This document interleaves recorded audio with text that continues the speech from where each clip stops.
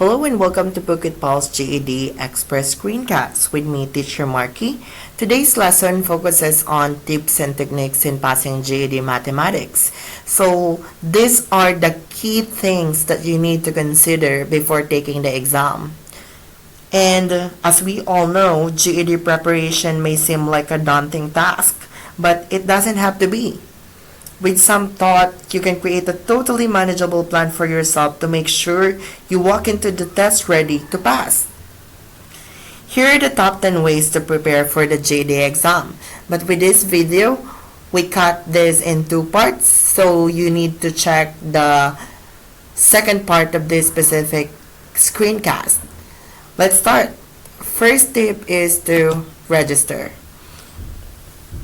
So in registration for the GED exam, it is very necessary because that's the first step.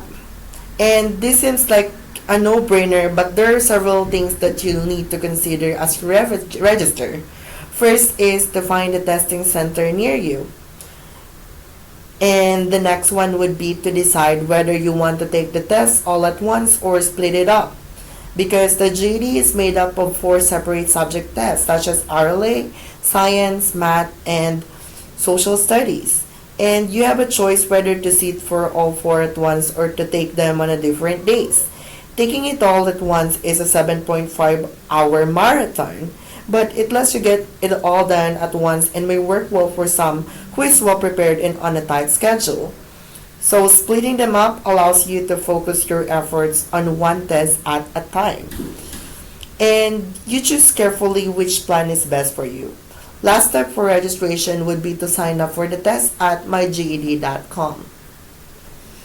Next would be tip number 2. You take a class. Many people benefit from in-person learning in a classroom. And it lets you learn from a qualified instructor, work with other students, and ask questions. Aside from that, it gets personalized help. So if a class is right for you, Phuket Pulse will help you out. Next would be tip number 3. Take a practice test. Many people benefit from in-person learning in a classroom, and it lets you learn from a qualified instructor. Not just that, even virtual learning can help you out in taking the exam, because through different exams online, it can make you be prepared, and it mimics the questions and conditions of the real thing. Aside from that, I recommend you to take at least 2 practice tests.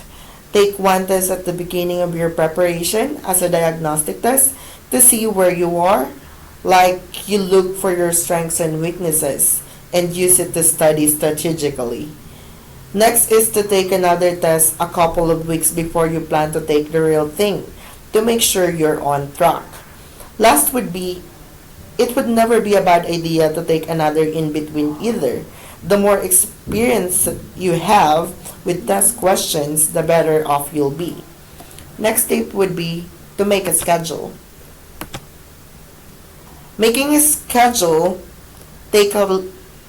takes a few time, and the GED covers a lot of material, so it's important to pace yourself and keep up with your studies. Take a look at when your exam is scheduled for and divide the time in between them and now into chunks. So make a schedule for how much content you need to study in each time period to make sure it's all covered by test day. Next would be tip number 5. Use flashcards. Flashcards are a great way to study key concepts and vocabulary, specifically in mathematics. Make some and carry them with you so you can squeeze in a quick review while riding the bus, sitting in a waiting room, or on your lunch break at work. You can go to the old school route and use index cards, or you can go high-tech and use a free app like Quizlet to make flashcards for your mobile device. That will be all for the first 5 tips and techniques in passing GED Mathematics as part of your preparation before taking the exam. This video will be continued. That's why you need to check out the video on our YouTube channel. If you find this video useful, you can click the like button and subscribe to our YouTube channel at Phuket Pulse. If you want to know more about our organization, you can visit us directly at www.phuketpulse.org or give us a message at 081-417-0978. It could be through line or it could be a direct contact. That will be all for today, and I'll see you on my next screencast. Thank you and have a great day. Bye!